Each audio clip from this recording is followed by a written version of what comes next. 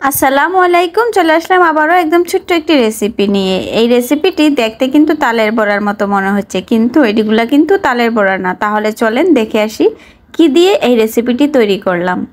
দেখুন, এখানে নিয়ে নিয়েছি এক বাটি ভাত, আর দিয়ে দিলাম 3টি কলা। আপনারা আপনাদের পরিমাণ মতো নিয়ে নেবেন। আর তারপরে দিলাম একটু স্বাদ মতো লবণ। তারপর দিয়ে দিচ্ছি 1 প্যাকেট গুঁড়া দুধ, চিনি পরিমাণ মতো, যেমন মিষ্টি খান তেমন। তারপর দিয়ে দিচ্ছি হাফ কাপ আটা। তারপর দেখুন, আমি এগুলাকে একসাথে ব্লেন্ডার করে নিয়ে আসছি। অবশ্যই একটু পানি দিয়ে ব্লেন্ডার করবেন। দেখুন, ব্লেন্ডার করার পর আমার কিন্তু এটা এরকম হয়েছে, দেখতেই পারতেছেন। এটার ঘনত্বটা এমনই হবে। যদি আপনাদের কাছে মনে হয় পাতলা হয়ে গেছে, তাহলে একটু ময়দা অথবা আটা দিয়ে নিতে পারেন। আবার এখন আমরা বানিয়ে নেব এগুলো। চলে যাব চুলায়। চুলায় আগে থেকে তেল হিট দিয়ে রেখেছি।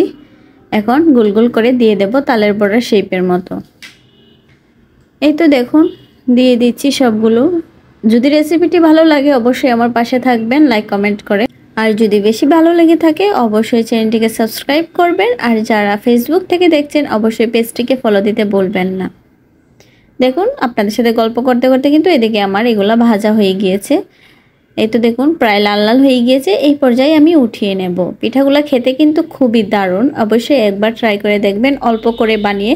যদি ভালো লেগে থাকে আবার ট্রাই করতে পারেন। তালের পিঠা থেকে এই পিঠাটা কোনো অংশ কম না। একবার বানিয়ে ট্রাই করলেই বুঝতে পারবেন। ভেঙে দেখাচ্ছি আপনাদের। দেখুন পিঠাটা কত সুন্দর আর কত সফট ভিতরে। খেতে সত্যি বলছি আবারও অনেক দুর্দান্ত।